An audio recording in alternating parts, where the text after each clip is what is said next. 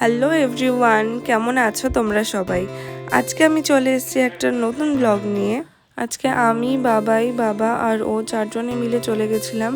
আমরা গেছিলাম কলেজে আমাদের দরকারে, আর বাবা গেছিল বাবার প্যান্ট এক্সচেঞ্জ করতে। মনের মধ্যে একটা ভীষণ টেনশন হচ্ছিল যে ও আমাকে ছাড়া একটুও থাকতে চায় না। বাবাই আর আমি খুনসুটি করতে করতে আমরা পৌঁছে গেলাম স্টেশনে। তারপর আমাদের ট্রেনও চলে এলো।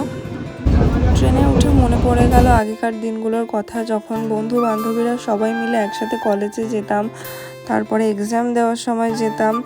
তো স্টেশনে নেমে তারপরে আমরা হাঁটতে শুরু করলাম কলেজের দিকে। ভীষণ রোদ ছিল, তো আমরা কথা বলতে বলতে পৌঁছে গেছিলাম কলেজে নিজের কাজ মিটিয়ে চলে গেছিলাম ফুলের বাগানে। এই বাগানটা কলেজের ভেতরেই ছিল। তো সেখানে গিয়ে দেখি গেট বন্ধ, আমি ভেতরে যেতে পারিনি। বাইরে থেকেই ভিউটা দেখো কতটা সুন্দর লাগছিল বাগানটা। আমরা পৌঁছে গেলাম সেই জামা কাপড়ের দোকানে যেখানে আমাদের প্যান্টটা চেঞ্জ করার কথা ছিল। এখানে কিন্তু ছিল ছেলেদের প্রচুর কালেকশন, আর প্রত্যেকটা কালেকশন ছিল খুব সুন্দর। আমি বেশ কয়েকটা দেখে নিচ্ছিলাম। আগের প্যান্টটা যেহেতু ওর সাইজে হয়নি আর স্টাইলটাও ঠিকঠাক ওর পছন্দ ছিল না, তো বেশ কয়েকটা প্যান্ট আমি দেখে নিচ্ছিলাম।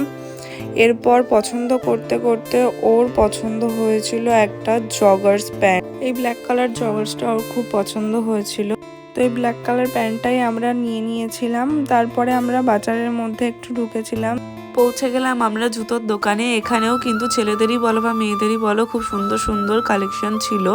এখান থেকে ওর পছন্দ মতো জুতো নিয়ে আমরা চলে গেলাম বিরিয়ানির দোকানে। ওখানে গিয়ে বাবার জন্য বিরিয়ানি নিতে গিয়ে সবার জন্যই বিরিয়ানি নিয়ে নিলাম। বিরিয়ানি নেওয়ার পরে সত্যি সত্যি ওর রাগ কোথায় পালিয়ে গেল বুঝতেই পারলাম না।